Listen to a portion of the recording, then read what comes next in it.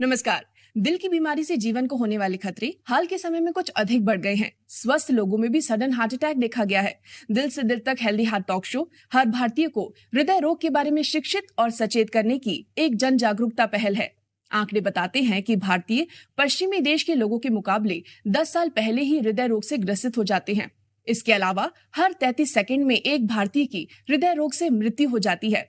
इसीलिए भारतीयों को हृदय रोग से बचाने और शिक्षित करने के लिए भारत की सम्मानित इंडियन मेडिकल फेटर्निटी के साथ मिलकर दिल से दिल तक हेल्दी हार्ट टॉक शो अभियान की शुरुआत सन 2018 में की गई थी। दिल से दिल तक हेल्दी हार्ट टॉक शो को लाखों भारतीयों ने सराहा और हजारों भारतीय इस अभियान से जुड़े, जिसे देखते हुए जी मध्य प्रदेश छत्तीसगढ़ के मंच पर देश के सुप्रसिद्ध हृदय रोग विशेषज्ञ एकजुट होकर हमें हृदय से संबंधित लक्षणों, कारणों और उपचार के बारे में बताते हैं। साथ ही साथ हम एक हेल्दी हार्ट लाइफस्टाइल कैसे जी सकते हैं, इसकी जानकारी भी देते हैं।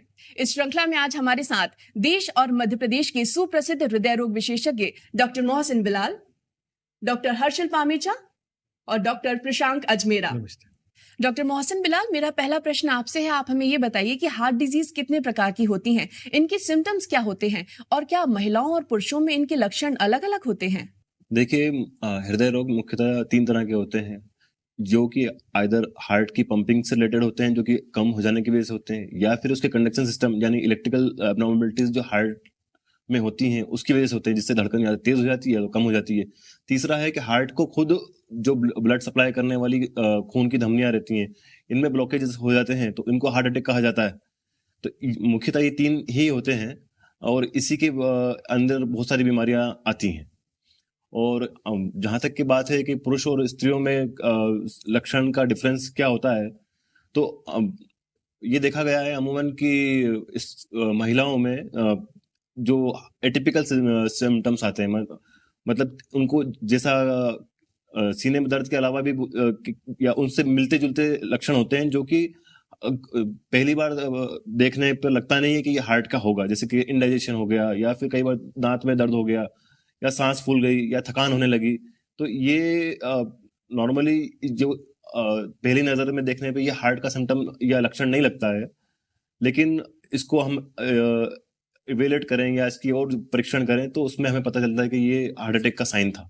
और आमतौर पे जैसे कि हमने बताया कि 3 तरह की हार्ट डिसीजेस होती हैं जी। कंडक्शन सिस्टम, जिसमें धड़कन कम हो जाती है तो उसमें चक्कर आते हैं, गिरता है आदमी। और दूसरा है कि धड़कन तेज हो जाती है, टेकिकार्डियाज होते हैं, तो उसमें धड़कन बहुत तेज हो जाती है, दिल धक धक तेजी से भागने लगता है, उस तरह के लक्षण आते हैं।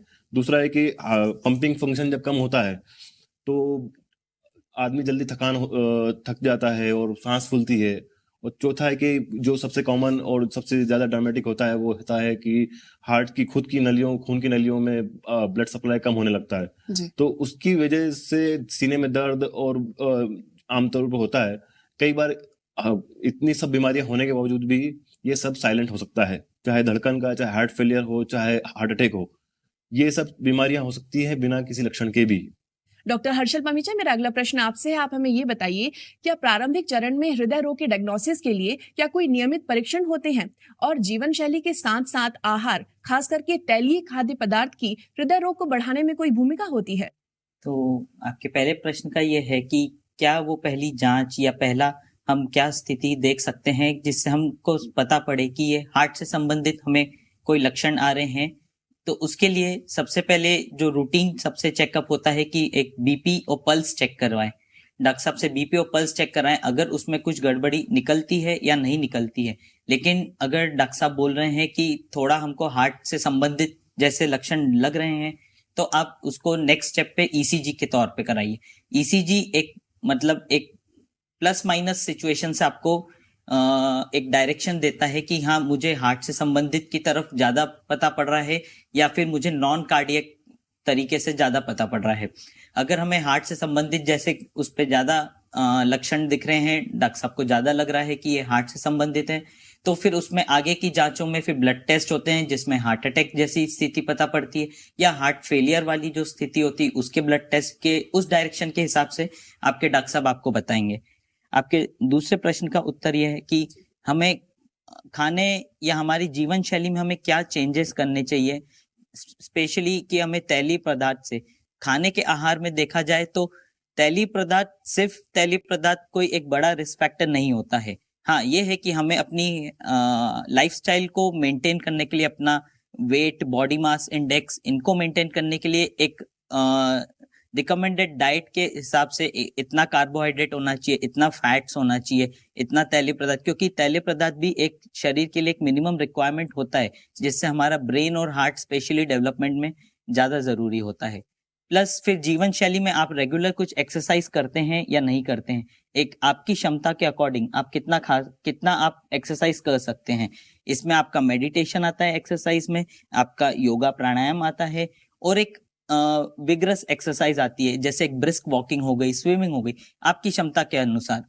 डॉक्टर प्रशांक अजमेरा, मेरा प्रश्न आपसे है, आप हमें ये बताइए कि कार्डियक अरेस्ट और हार्ट अटैक में क्या अंतर होता है, इनके लक्षण क्या होते हैं, और साथ ही साथ आप हमें ये भी बताइए कि तुरंत उपचार के रूप में ऐसा क्या किया जाए जिससे मरीज की जान बचाई जा सके। जी, जो पहले प्रश्न का जो उत्तर होगा, कार्डियक अरेस्ट, नाम से ही पता चल रहा है कि अरेस्ट मतलब दिल की गति अपनी काम करने बंद हो चुकी है, मतलब जो दिल का जो इलेक्ट्रिकल सिस्टम होता है वो पूर्ण रूप से काम करना बंद कर दिया है।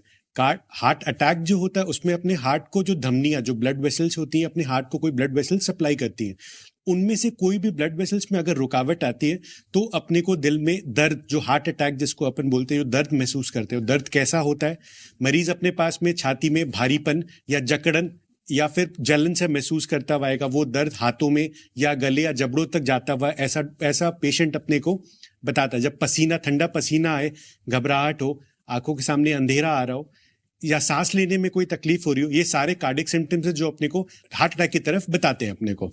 प्रश्न का दूसरा क्वेश्चन, अगर किसी भी मरीज को कार्डियक अरेस्ट आता है तो फर्स्ट एंड फॉरमोस्ट ट्रीटमेंट अपने को सीपीआर एट प्रेजेंट उसी समय शुरू कर देना चाहिए, और नियर जो सबसे निकट अस्पताल हो उसके पास में तुरंत अप्रोच करना चाहिए। रहा बात हार्ट अटैक का, तो हार्ट अटैक के अंदर में अगर अपने पास में अगर किन्हीं मरीज, एस्पिरिन नाम की एक खून पतला करने की एक गोली आती है, वो मरीज को तुरंत देना चाहिए, और सबसे निकट हॉस्पिटल के अंदर में जहाँ पे अपने पास में एंजियोग्राफी और एंजियोप्लास्टी की सुविधा उपलब्ध है, अगर वो अपने 90 मिनट के अंदर में अपन उस सुविधा पे पहुंच सकते हैं, या फिर 120 मिनट के अंदर में, और नहीं तो फिर जहाँ पे भी टर्शियरी जो नियरेस्ट हॉस्पिटल है अपने को वहां जाकर के एक केमिकली अपन एक खून पतला करने का इंजेक्शन लगाते हैं तो वो लगवाना चाहिए।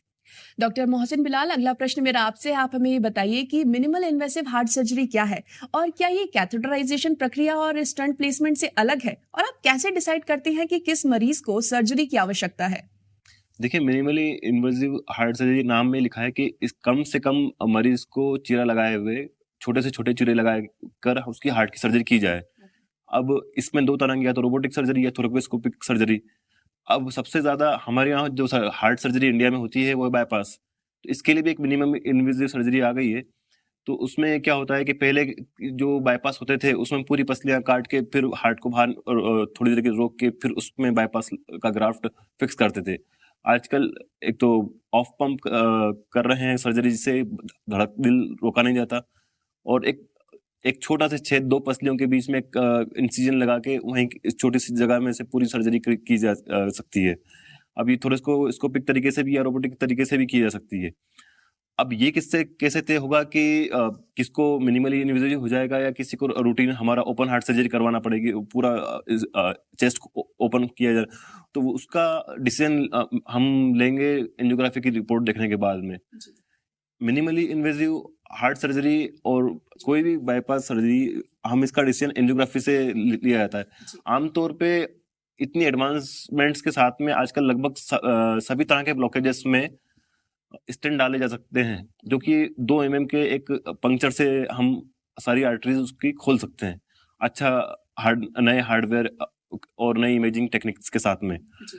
लेकिन कुछ बीमारियां ऐसी होती हैं कि बहुत लंबी आर्टरी बंद तो है, टाइट बंद है और लंबा सेगमेंट डिसीज है, और 1 से ज्यादा 2 से ज्यादा अगर ब्लॉकेजेस हैं लंबे, तो उसमें कई सारे स्टेंट डालने से के बजाय डायबिटीज अगर साथ में है तो हम बाईपास थोड़ा प्रेफर करते हैं। लेकिन कुछ केसेस में आजकल विद द टेक्नोलॉजिकल एडवांसमेंट आजकल ये हो गया है कि आजकल आप मैक्सिमम 90% जो बीमारियां हैं जो जिसमें पहले से बाईपास ही हो सकता था, उसमें अब स्टेंट डाला जा सकता है, प्रॉपर इमेजिंग टेक्निक्स और proper coronary plaque modification techniques के साथ में। डॉक्टर हर्षल पमीजा, मेरा प्रश्न आपसे है, आप हमें ये बताइए कि एंजियोग्राफी, एंजियोप्लास्टी और बाईपास में क्या अंतर है, और क्या ये सच है कि एंजियोग्राफी कराने वाले प्रत्येक मरीज को एंजियोप्लास्टी करानी होगी? तो एंजियोग्राफी, एंजियोप्लास्टी और बाईपास सर्जरी, सबसे पहली चीज एंजियोग्राफी एक जांच है और एंजियोप्लास्टी और बाईपास जो है इलाज। तो एंजियोग्राफी जो जांच होती है वो जो मरीज को आपको लग रहा है कि इसको जो हार्ट का प्रॉब्लम है वो नसों की ब्लॉकेज या नसों की बीमारी के कारण हो रहा है, तो फिर इसमें अपने को एंजियोग्राफी मतलब नसों की जांच करनी रहेगी। जो एंजियोग्राफी होती है वो एक नस के द्वारा 2 mm के हम बस एक सुई द्वारा जो है नसों के अंदर वायर डाल के और ट्यूब डाल के दूरबीन द्वारा हम चेक करते हैं कि नसों में की स्थिति कैसी है। जो दिल की 3 बड़ी नसें होती हैं उनकी स्थिति कैसी है, क्या वो अच्छे से उनमें फ्लो अच्छा मेंटेन है या फिर उनमें कुछ ब्लॉकेजेस हैं, उस जांच को बोलते हैं एंजियोग्राफी। वो हाथ की या पैर की नसों दोनों से की जा सकती है। इसके बाद हम डिसीजन लेते हैं कि नसें नॉर्मल हैं या फिर उनमें कुछ ब्लॉकेजेस हैं। अगर उसमें कुछ ब्लॉकेजेस तो वो उसका अब हम इलाज कैसे कर सकते हैं, क्या हमें इसी प्रोसेस द्वारा जो हमने सुई द्वारा अंदर जो वायर और दूरबीन द्वारा की है इसी को हम आगे बढ़ा के क्या इस ब्लॉकेज को खोल सकते हैं?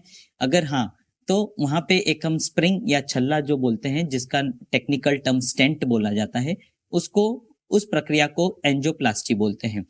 तो एंजियोप्लास्टी और बाईपास सर्जरी इस पर डिपेंड करता है कि एंजियोग्राफी की अपनी रिपोर्ट क्या आई है।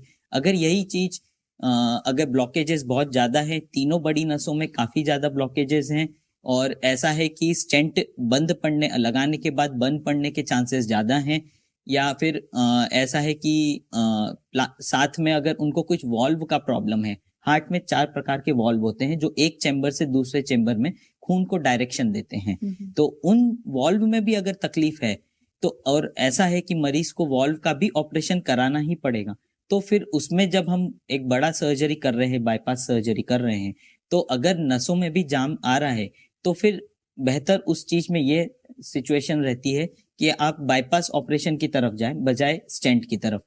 अब क्या हर एंजियोग्राफी के बाद बाईपास या हर एंजियोग्राफी के बाद स्टेंट करना जरूरी होता है?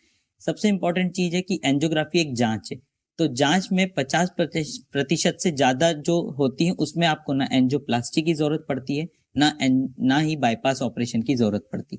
जो एंजियोग्राफी जांच है उसमें कई बार ब्लॉकेजेस इतने कम होते हैं, 50 से 70% से कम होते हैं, तो उसमें आपको ना स्टेंट डालने की जरूरत है ना बाईपास कराने की जरूरत है। आप गोली दवाइयां बिल्कुल टाइम टू टाइम लेते रहिए, जो डॉक्टर साहब ने आपको बोला है कि रेगुलर फॉलोअप पे बने रहिए, तो आप उनको फॉलोअप दिखाते रहिए।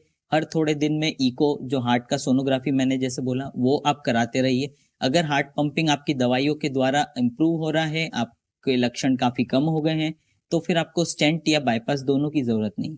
लेकिन हाँ ये है कि एंजियोग्राफी में जो आपकी नसों की जांच हुई है उसमें आपके ब्लॉकेजेस ज्यादा क्रिटिकल है, ज्यादा नंबर के हैं, तो फिर आपके डॉक्टर साहब आपको उसी हिसाब से बताएंगे कि जो आपके लिए बेस्ट रहेगा। डॉक्टर प्रशांत अजमेरा, अब आप ये बताइए हमें कि पेसमेकर की आवश्यकता कब होती है और पेसमेकर के विभिन्न प्रकार क्या होते हैं? जो पेसमेकर एक इलेक्ट्रिकल डिवाइस है जिसके जब अपने हार्ट का जो इलेक्ट्रिकल सिस्टम होता है, जो दिल की गति जिसको बोलते हैं, वो अगर जब धीमी पड़ जाती है जिसके कारण मरीज अपने पास में चक्कर या आंखों के सामने अंधेरा ऐसी कोई सिम्टम्स लेकर के आता है, उन सारे मरीजों को अपने को पेसमेकर की लगाने। पेसमेकर एक इलेक्ट्रिकल डिवाइस होता है जो अपन यहाँ पे अपने स्किन के बीनीथ में सबक्यूटेनियसली अपन उसको इम्प्लांट करते हैं। 2 टाइप के पेसमेकर्स आते हैं, एक सिंगल चैम्बर और एक डुअल चैम्बर पेसमेकर्स। जब अपने जो एक सिंगल चैम्बर पेसमेकर वो होता है जो अपने दिल की एक चैम्बर पे जाकर के करके अपने को हार्ट की गति को मेंटेन करता है, और डुअल चैम्बर अपने दिल की दो चैम्बर्स पे जाकर के दिल की गति को मेंटेन करता है।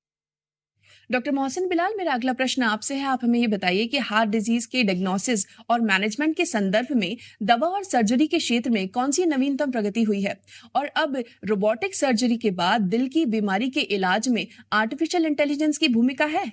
देखिए, अगर हम देखें तो मेडिकल साइंस लास्ट 20 ईयर्स में काफी एडवांस हुई है, और अगर एक ब्रांच हम पूरे मेडिकल साइंस में पकड़ें जो सबसे ज्यादा जिसमें प्रोग्रेस हुई है, चाहे थेरापेटिक्स में, डायग्नोस्टिक अप्रोचेस में, या इवन दवाइयों में जो ट्रायल्स हुए हैं, नाम लिया जाए तो वो है कार्डियोलॉजी। जी। कार्डियोलॉजी आज से 30-40 साल पहले तो इंडिया में काफी हम पीछे थे और एक जानलेवा बीमारी ही समझा जाता था, जबकि आज तो लगभग हर जिले में इसको डायग्नोस करने के और ट्रीट करने के लिए साधन मौजूद हैं। और जहां तक आर्टिफिशियल इंटेलिजेंस है, तो आर्टिफिशियल इंटेलिजेंस अभी बहुत इसमें लेटेस्ट कैंडिडेट है जो कार्डियोलॉजी में एंटर हुआ है। तो इसका भी 2 ही जगह अब इस्तेमाल हो रहा है और होना शुरू हुआ है अभी। एक्चुअली ये बहुत इमेच्योर टाइम है इस की बात करने की, क्योंकि इसका डायग्नोसिस के ऊपर भी कि भाई आजकल मशीन लर्निंग के थ्रू आप बहुत सारी बीमारियां जो पहले प्राइमरी केयर फिजिशियन मिस कर दें, तो वो मशीन उनको करेक्ट कर सकती है। या फिर लेकिन और जहां तक थेराप्यूटिक्स की बात है इलाज के लिए, तो मशीन लर्निंग आर्टिफिशियल इंटेलिजेंस के थ्रू हम ये भी कर सकते हैं कि वो थेराप्यूटिक्स गाइडेंस भी ले सकते हैं। जो हमारे जो डायग्नोस्टिक प्रोसीजर्स हैं या इंटरवेंशन है, इसमें खासकर हम मशीन लर्निंग का फ्यूचर समझते हैं।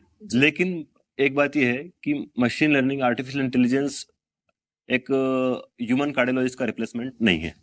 डॉक्टर हर्षल पमेचा, हम आपसे ये जानना चाहेंगे कि डायबिटीज हार्ट हेल्थ को कैसे इफेक्ट करता है और एक हेल्दी हार्ट को बनाए रखने के लिए ग्लोबली रिकमेंडेड गाइडलाइंस क्या हैं? डायबिटीज एक वन ऑफ द सबसे बड़ा रिस्क फैक्टर्स हैं जो हार्ट को अफेक्ट करता है। बेसिकली डायबिटीज जो है बॉडी के किसी भी ऑर्गन को छोड़ता नहीं है, फिर भले वो किडनी हो, ब्रेन हो, लिवर हो या हार्ट हो। सो डायबिटीज का होना कोई बड़ा रिस्क फैक्टर नहीं है, लेकिन डायबिटीज का कंट्रोल नहीं होना एक बहुत बड़ा रिस्क फैक्टर है। तो आपको अपने डॉक्टर साहब के फॉलोअप में हमेशा रहना चाहिए, शुगर्स को हमेशा कंट्रोल रखना चाहिए, क्योंकि डायबिटीज हार्ट को तीनों ही तरीके से अफेक्ट कर सकता है। फिर भले ही वो आपकी दिल की तरंगे धड़कन हो, या आपकी हार्ट पंपिंग हो, या फिर आपकी दिल की नसें हो। मेरा सेकंड क्वेश्चन आपसे ये था कि ग्लोबली रिकमेंडेड गाइडलाइंस कौन सी हैं एक हेल्दी हार्ट को बनाए रखने के लिए? सो ग्लोबली रिकमेंडेड गाइडलाइंस रिगार्डिंग आपके हेल्दी हार्ट के लिए, इसमें आपकी लाइफस्टाइल मैटर करती है, आपका फूड इनटेक, आपका जीआई मोशन एंड आपका डेली स्लीपिंग हैबिट्स। ये 4 चीजें मैटर करती हैं कि आप अपने इन चीजों को कैसे बैलेंस करते हैं, अपनी पर्सनल और प्रोफेशनल लाइफ को कितना बैलेंस करके चलते हैं। रिगार्डिंग डेली एक्सरसाइज में अगर देखें तो आपको डेली एटलीस्ट 20 मिनट्स का 15 to 20 मिनट्स का विगरस एक्सरसाइज करना चाहिए। विगरस एक्सरसाइज का मतलब ये है कि आपको स्वेटिंग होना चाहिए, आपको थोड़ी हाफी भरानी चाहिए, वो एक विगरस एक्सरसाइज कहलाती है। एक जितनी आपकी क्षमता है उतना करें और उतना स्वेटिंग हो आपको, आप विगरस एक्सरसाइज पे जाएं, तो 15 to 20 मिनट्स का daily exercise, specially in the morning sunlight का जो रहता है, अर्ली मॉर्निंग सनलाइट रहता है जो एकदम एक्सर्शनल नहीं रहता है, उस समय पे करिए। या फिर 30 मिनट्स to 45 मिनट्स का डेली वॉक करिए। डॉक्टर प्रशांत अजमेरा, हमारा प्रश्न आपसे ये है कि हृदय के अच्छे स्वास्थ्य के लिए एक अच्छी नींद, स्ट्रेस मैनेजमेंट, हेल्दी लाइफस्टाइल और डाइट की क्या भूमिका रहती है? जो आजकल जो यंग या जो अपने बहुत कम एज के अंदर में जो हार्ट अटैक्स आ रहे हैं, इट इज ऑल बिकॉज क्योंकि आजकल लाइफस्टाइल, नींद पूरा नहीं होना, तनाव या स्ट्रेस जिसको हम बोलते हैं, वो सारे ये आजकल रिस्क फैक्टर्स मिल करके अपने को एक जो आज यंग एज के अंदर में अपने को जो हार्ट अटैक आ रहा है वो एक बहुत बड़ा रीजन है। ऐसा हम बोलते हैं कि stress free life, 6 to 8 hours, 6 से 8 घंटे का प्रॉपर स्लीप होना, डाइट, एक्सरसाइज से मतलब कि 30 मिनट्स का डेली का एक एरोबिक एक्सरसाइज, जो स्टडीज में भी कहा गया कि 30 डेज का एवरीडे एक्सरसाइज या 150 मिनट्स पर वीक का एक्सरसाइज से, एरोबिक एक्सरसाइज से मतलब जैसे योगा, जॉगिंग होना, स्विमिंग होना, साइकिलिंग होना, ब्रिस्क वॉक होना, ये सारी चीज़ें अपने एरोबिक एक्सरसाइजेस के अंदर में आते हैं। और लाइफस्टाइल से मतलब कि सीडेंट्री लाइफस्टाइल, सीडेंट्री मतलब कि कोई एक्सरसाइज नहीं, दिन भर आपका एक ही जगह बैठ करके, आजकल कंप्यूटर्स और लैपटॉप में जो काम करने का सिस्टम जो है, बिकॉज आजकल आपके खुद के मूवमेंट्स कम हो गए। दूसरी बात की एडिक्शंस एंड हैबिट जो है, जो स्मोकिंग, जो सिगरेट पीना या फिर बीड़ी तंबाकू जो भी पीना और शराब, ये सारे रिस्क फैक्टर्स आजकल मिलकर के अपने को हार्ट अटैक की तरफ ज्यादा, आजकल हार्ट अटैक के अपने को पेशेंट्स या फिर यंग एज पे हार्ट अटैक्स ज्यादा होने लगे। आज हमें और हमारे दर्शकों को हृदय से संबंधित ढेर सारी जानकारियां प्राप्त हुई हैं। जाते जाते आप क्या संदेश देना चाहेंगे डॉक्टर मोहसिन बिलाल हमारे दर्शकों को? मेरा संदेश यही है कि बीमारी का इलाज, चाहे हमारे पास कितनी अच्छी टेक्नोलॉजी आ जाए, बीमारी का इलाज से बेहतर है प्रिवेंशन, उससे बचाव। बचाव का सबसे बेस्ट तरीका है हमारी लाइफस्टाइल हमें सही करनी पड़ेगी। डाइट और कब हम सो रहे हैं, कब हम जाग रहे हैं और क्या खा रहे हैं और कितनी एक्सरसाइज कर रहे हैं, इस पे अगर ध्यान दें तो मैक्सिमम हार्ट डिसीज से हम बच सकते हैं। इसके बावजूद एक चीज़ है जो हम नहीं बदल सकते, वो है हमारे जेनेटिक्स। क्योंकि हम इंडियन पॉपुलेशन है, हमारे जेनेटिक्स थोड़े हार्ट डिसीज को से ज़्यादा प्रोन है। मतलब अगर हम देखें वेस्टर्न और इंडियन को सेम रिस्क फैक्टर के साथ में, तो एक इंडियन को heart attack, heart disease develop करने का खतरा ज़्यादा होता है। तो उसके लिए एक, अगर आप 40 क्रॉस कर चुके हैं तो आपको पर ईयरली, और बेटर है कि आप एवरी 6 मंथली आप अपना कोलेस्ट्रॉल, ईसीजी और रूटीन चेकअप आप करवाते रहिए। इसके साथ में आपको अपनी एक्सरसाइज कैपेसिटी पे नजर रखने की जरूरत है। डॉक्टर हर्षल पमीचा, आपका क्या संदेश है? मेरा यही संदेश रहेगा कि prevention is always better than cure. लेकिन अगर आपको क्योर करवाना है तो उससे कभी घबराना नहीं चाहिए। अगर आपको कोई बीमारी आई है, आपको हार्ट का तकलीफ आया है, तो उससे घबराना नहीं चाहिए। उसकी जड़ तक उसकी जांच करवानी चाहिए। उस क्या एक्चुअल में तकलीफ है, हार्ट में किस कारण से तकलीफ है, उसका आपको हमेशा पूरी जांच करानी चाहिए। फिर भले ही वो एंजियोग्राफी, जो एक स्टिग्मा भी है कई लोगों के उसमें कि एंजियोग्राफी मतलब स्टेंट ही है, ऐसा नहीं है। एंजियोग्राफी मतलब एक जांच है, जांच जो बहुत ज़रूरी है आज के युग में। मतलब इससे ज़रूरी जांच हार्ट से संबंधित कुछ नहीं है। क्यों? क्योंकि इसमें आपका एक प्लस माइनस सिचुएशन, आपका एक मेंटल ब्लॉकेज पूरा क्लियर होता है कि हाँ, मुझे कुछ हार्ट की नसों से संबंधित कोई तकलीफ है या नहीं है। आज के युग में किसी भी शहर में, फिर भले ही वो दिल्ली, बॉम्बे हो या उज्जैन, इंदौर हो, सभी एरिया में, सभी सिटीज़ में बहुत ही क्वालिफाइड डॉक्टर्स आपके पास राउंड द क्लॉक अवेलेबल रहते हैं। तो आप उन पे ट्रस्ट करिए, उनके इलाज जो वो जैसा बता रहे हैं आप उनके उस पे आगे बढ़िए, क्योंकि कोई डॉक्टर आपके हित से ज्यादा और कुछ नहीं चाहेगा। डॉक्टर प्रशांत अजमेरा, आप दर्शकों से क्या कहना चाहते हैं? मेरा संदेश ये रहेगा कि हमें हार्ट से रिलेटेड कोई भी सिम्टम्स हो उसे इग्नोर नहीं करना चाहिए। हेल्दी लाइफस्टाइल्स को अडॉप्ट करना चाहिए। अपने वेट को मेंटेन, कंट्रोल रखना चाहिए। डायबिटीज अगर किन्हीं मरीजों का, शुगर कंट्रोल रखना चाहिए। बीड़ी तंबाकू का सेवन नहीं करना चाहिए एंड रेगुलर एक्सरसाइज फॉलो करना चाहिए। Thank you. हृदय रोग से संबंधित आज ढेर सारी जानकारियां हमें प्राप्त हुई हैं। आप सभी ने अपना समय निकाला और इतनी महत्वपूर्ण जानकारियां हम सभी के साथ साझा की। आप सभी का बहुत बहुत धन्यवाद। हृदय रोग से संबंधित ढेर सारी जानकारियां आज हमारे दर्शकों को अवश्य ही प्राप्त हुई हैं और आप उसका पालन भी अपने जीवन में अवश्य करेंगे। अधिक जानकारी के लिए लॉगिन करना मत भूलिएगा हमारे फेसबुक पेज दिल से दिल तक हेल्दी हार्ट पर। साथ ही साथ आप दिल से दिल तक हेल्दी हार्ट अभियान से यूट्यूब, इंस्टाग्राम और ट्विटर के माध्यम से भी जुड़ सकते हैं। लॉगिन करना मत भूलिएगा। फिर मिलेंगे अगले एपिसोड में, तब तक के लिए नमस्कार।